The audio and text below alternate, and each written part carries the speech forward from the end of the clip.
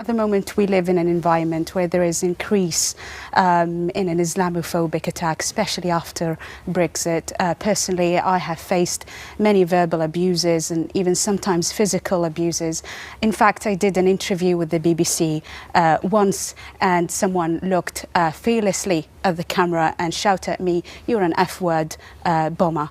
This is what happens in the front of the camera. You can imagine what could happen behind it. Yeah. And for me, it's quite difficult to take. It's really painful because I'm actually not a bomber, I'm not a terrorist, I'm a molecular geneticist working in the lab trying to improve the life quality of cancer patients. This is who I am. Yet there's a person in the street has the guts, has the courage to call me, "You're an F-word bomber." So can we, the other sort of fundamental thing is why? Why do you wear it?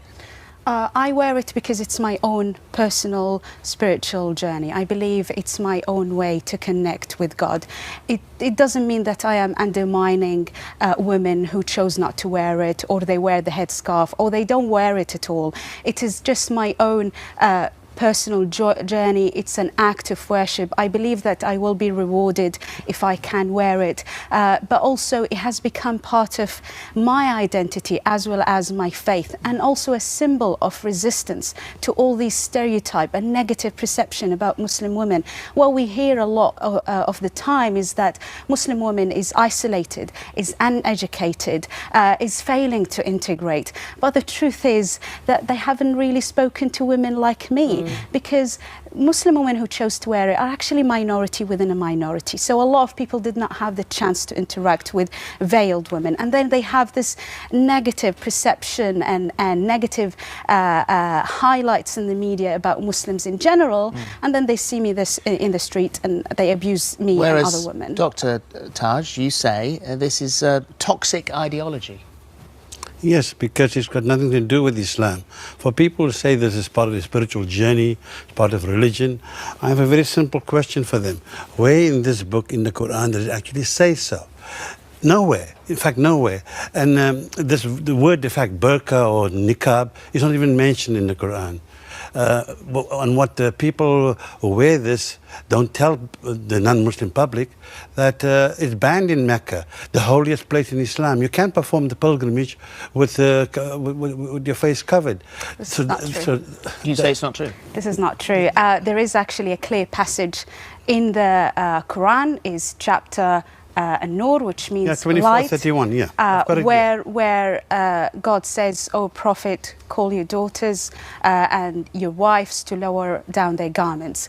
The thing is, this passage has different interpretation. You can interpret it. Yes. He interprets it in that way, and I respect it. And this is my own interpretation. But can I just say, in Britain, isn't something that makes us great and brilliant and wonderful that we have choice and we have freedom to express ourselves, to wear what we want, no, I mean, and we have that choice. Should we ever be told, regardless of whether it's something to do with religion or whatever it's to do with, should we ever be told, "Oh, you can or can't"? This idea that somehow facial concealment is required in Islam is a nonsense, number one. Number two, it is not conducive to social cohesion. In Europe, there are countries that have gone further down the line here, that have banned the full face. In France, many claim that it's made France's social divide worse. In Belgium, women claim it's an attack on religious freedom. In Bulgaria, it's seen as part of a disturbing trend of intolerance and xenophobia. In the Netherlands, women feel that they are like prisoners in their own home. And in Austria, it's seen as a reaction to the rising popularity of the far right. It has no benefit. That's what you might say. For example, why do you think a Muslim majority country like Morocco has banned it, or Chad, a Muslim majority country, has banned it, and Niger and other Muslim majority countries have banned it? This idea that this